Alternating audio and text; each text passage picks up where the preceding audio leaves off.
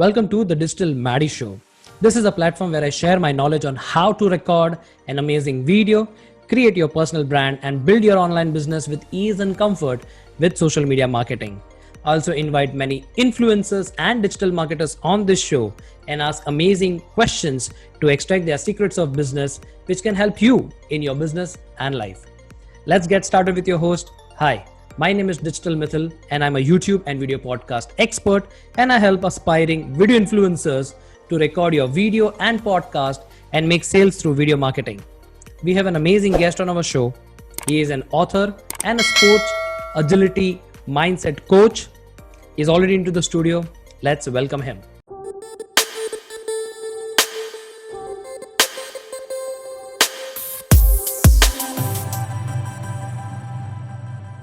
So let's welcome on our show Suresh. Let me introduce him. He is a national level basketball player, having 2 decades of experience in IT industry, managing projects on a mission to enable corporate professionals apply sports success values in corporate life to achieve success. He is also an author of a book, Sports Agility Mindset. So welcome Suresh to our show. Thank you, Mithil. So Suresh, let me ask you one of my favorite question. Which is your favorite line or a quote that motivates you on a daily basis? Recently, I've been hearing a lot of Tony Robbins. So there is one quote which he says that the greatest power comes from the willingness to serve. And being in the industry for this long, I think it makes a lot of sense. You start your career with a lot of hue and cry, and then you settle down. And once you reach a leadership position, the only way to succeed is with the willingness to serve. Wow. Awesome. Thank you, Suresh, for sharing that. So Suresh, all the people who are listening to this episode, can you share to them your backstory? Sure, Mithil. So recently, I launched a book titled Sports Agility Mindset, but it didn't start from there. During my childhood, I was very, very involved with sports, and I took basketball as I would say not a career, but something which seriously I took it up, and I played for close to 7 years. I played at the national level, and during this whole journey, there were a lot of instances where I could learn a lot. It is not just about playing or winning or losing. Sports actually brings in a lot of different aspects. I'll tell you a very vivid example which I remember. When I started the sport, with the help of my elder brother who pursued this, because my parents were worried that if I get into sports, then I'll not study. In Indian traditional, it is like that you play a lot, then you don't study. So he pursued, saying that, no, you didn't allow me to go for any sport. Why don't you allow him to take it up? And that's when I joined, and I was interested because I played a lot of other sports, but basketball was something which was very new to me. Looking at the ball itself, it's a pretty heavy ball. Basketball is very different from the other cricket ball and things like that. So I started picking up the game, and it was life as usual until one day, I saw a set of senior team members. They came to the court and they were wearing a jacket. It was written Maharashtra, and I wondered that what is this all about? And a lot of respect they were getting. Everybody was going and congratulating them, and I didn't know anything of this. So then the coach called me and said, "You know what happened?" So I just said that I know that they got a jacket. They bought. Everybody went to a shop and bought a common jacket. And now I think everybody's appreciating the jacket, looks good. He said, no, that's not the case.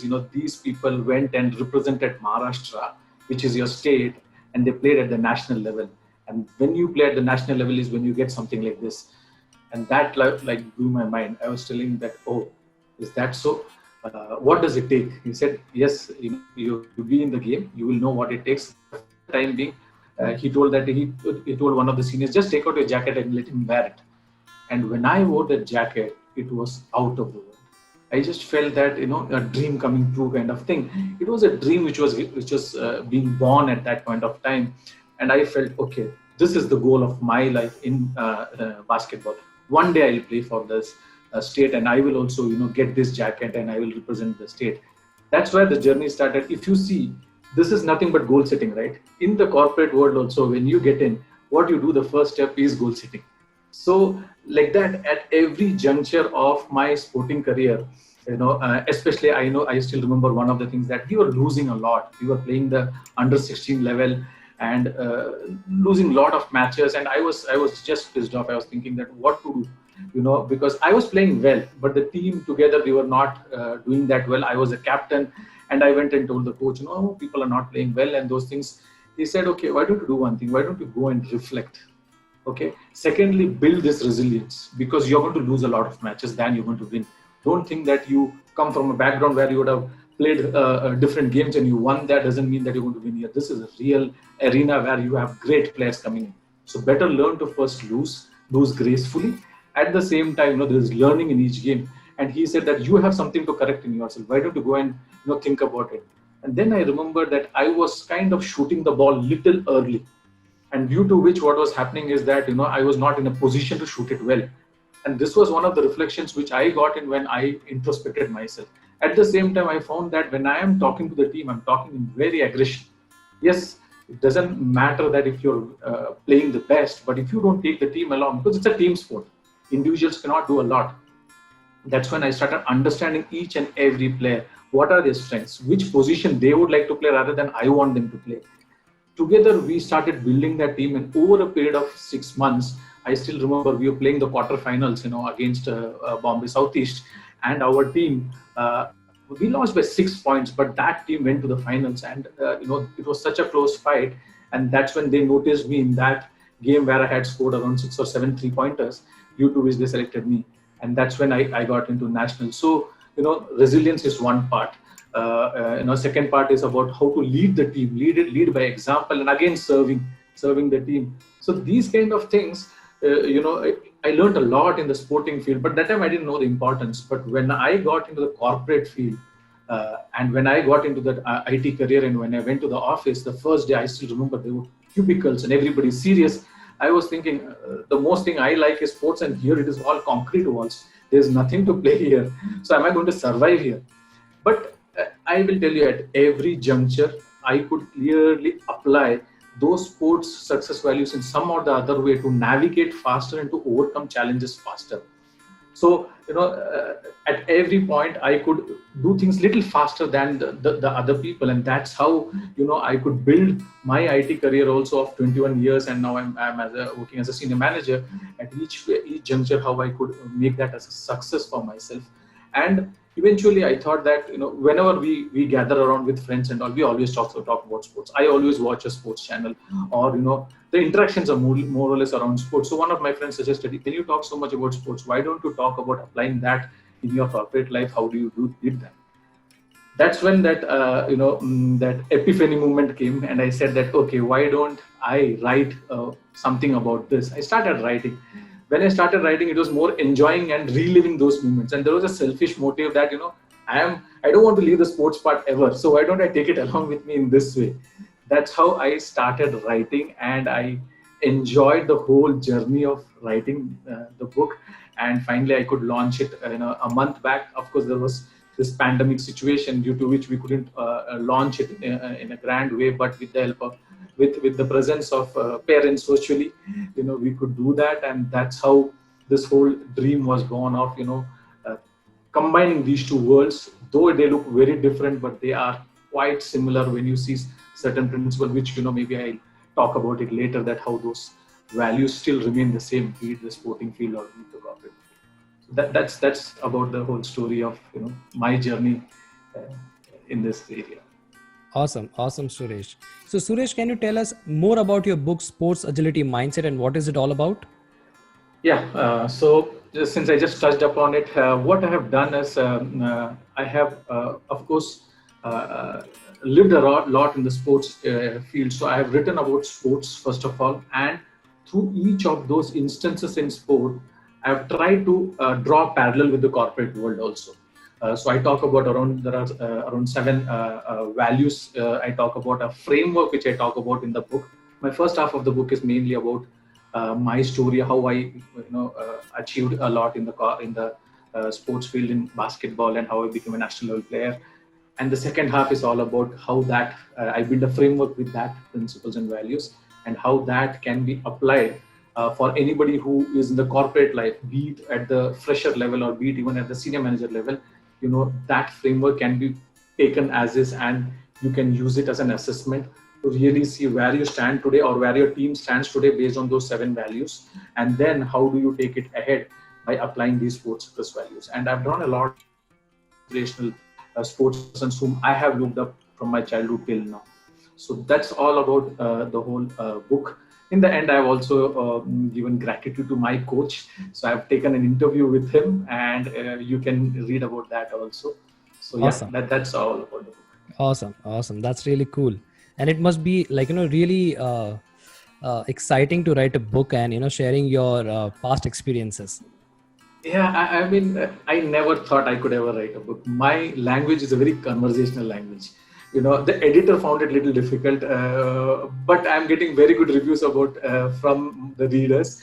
So for me, it is more about, there was so much things in the mind, put it in something and then finish it off. It came out to be a book. And when I held that first book, it was really a satisfying. Till then, you don't realize, right? Once the book is launched is when you feel, oh, okay. And then a lot of people are coming and telling me that, okay, you've written a book. Okay, I've written a book. So for me, it was more of getting everything out and getting, it into the market. Kind of. Awesome. So Suresh, can you tell us instances in your corporate career where you could apply this sports agility mindset? Yeah, I still remember a situation. Mainly it's around resilience. What happened is in one of my companies, what happened is I was managing a team, and then there was a manager, of course, who was managing a team of 8 to 10 people. And suddenly what happened is, took over that project. Before that, there were a lot of attrition. So due to various reasons, and a lot of people left, and I had to recruit a lot of new people, and there were only 3-4 people who were left in that core team. And this was a team which was delivering very high to the customer, and the customer was very happy. From last 4-5 years, they were very, very satisfied with the delivery. Suddenly, with new people coming in, you know how it is. Unfortunately, even our manager quit. And then, we got in a new manager, and he already saw that there was so much new people coming in the team, and he was trying to handle the team, he was trying to handle the customer. He came under a lot of pressure, and he also quit. And that made it very difficult for me to see that where is the end to all this, because I was thinking that, okay, with so much attrition, maybe with a new manager coming in, things will settle down. But that also didn't happen, and I had to step in. I had to bring in another manager, and we worked together. And to build that again, that confidence in the customer, it did take a long time. And sometimes, you just feel that, is it worth it? Can we do it something better? And can we just move on and take something which is more easier? But, I always felt that, coming again from the sports agility mindset and that background, that no, you need to win the battlefield where you lost. So I pursued that. And, after a period of 6 months, we thought we'll turn it around in 3 months. Didn't happen. After a period of 6 months, some bit happened. After a period of 9 months, finally the customer started looking at, and we went transparent with the customer. Let me tell you, that was one thing, is authenticity and transparency. I went and openly told to the customer, this is the situation. You need to give us some time, give us some breather, and we will get back to you. And believe it or not, within 9 months, we turned it around the project, and we delivered. And today, not today, maybe sometime back, whenever I left that project, the customer became a raving fan, and they were advocate to us, and they even went and told some other customers that, you should go to these people. So yeah, that is something which I could really feel I could apply, and I couldn't give up that easily because of that inherent quality. Awesome. I think that's called as a sportsman spirit. Yes.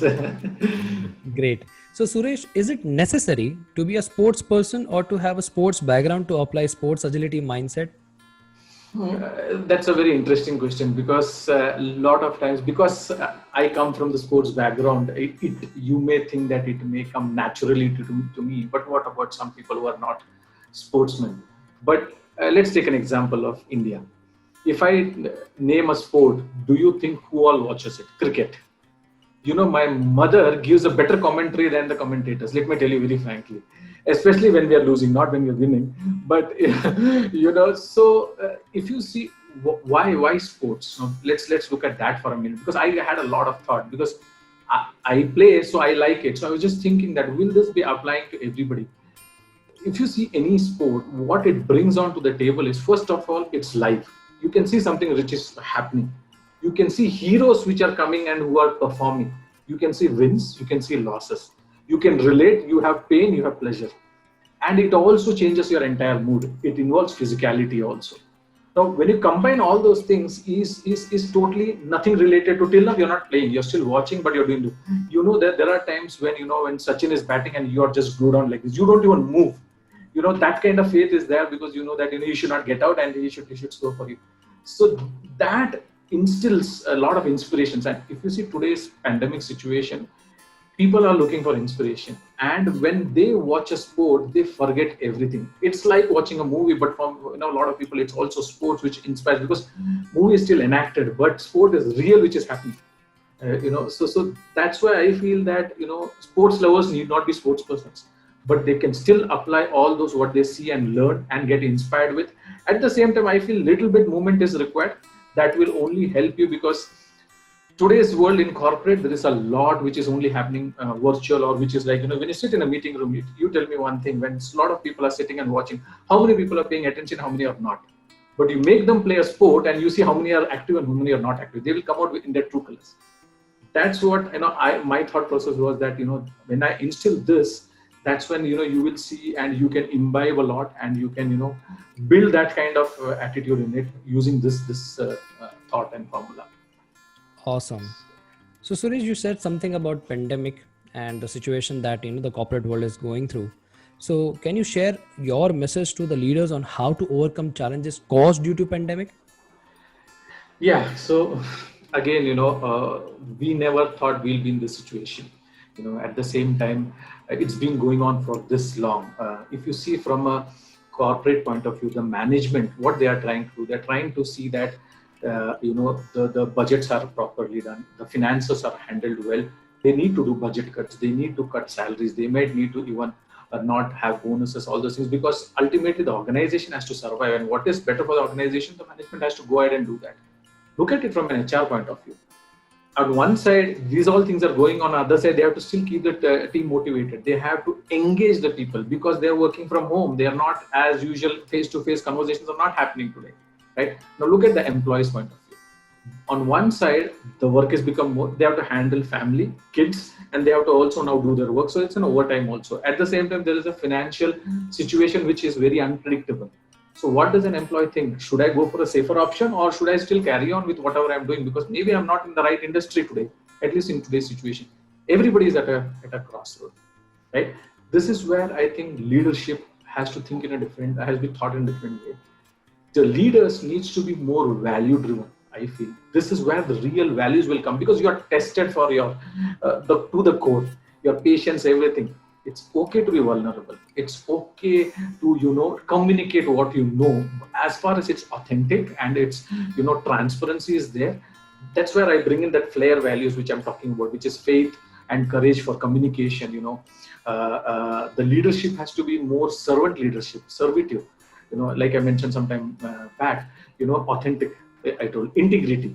At this point of time, when nobody is watching is when you as a leader is going to perform the way you should be performing, not when everybody is watching in the office and things like that, right? And last is resilience.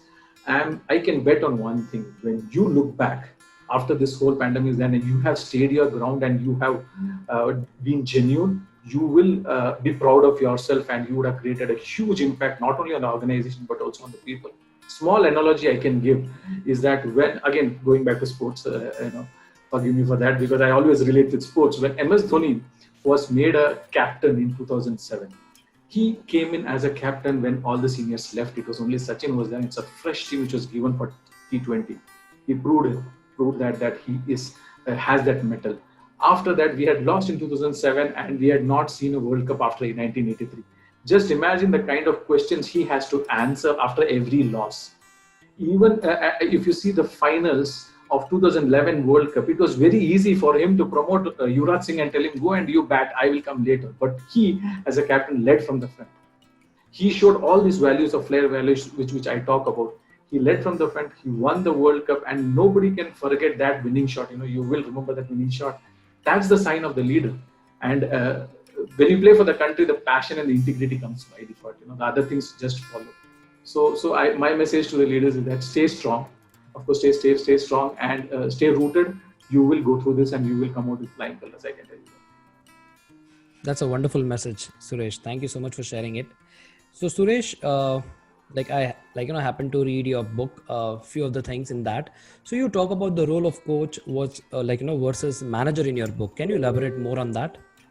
Yeah, so gone are the days, when I remember during my when my father used to work for a company. He worked for 34 years, I tell you, and it was a very command control kind of leadership.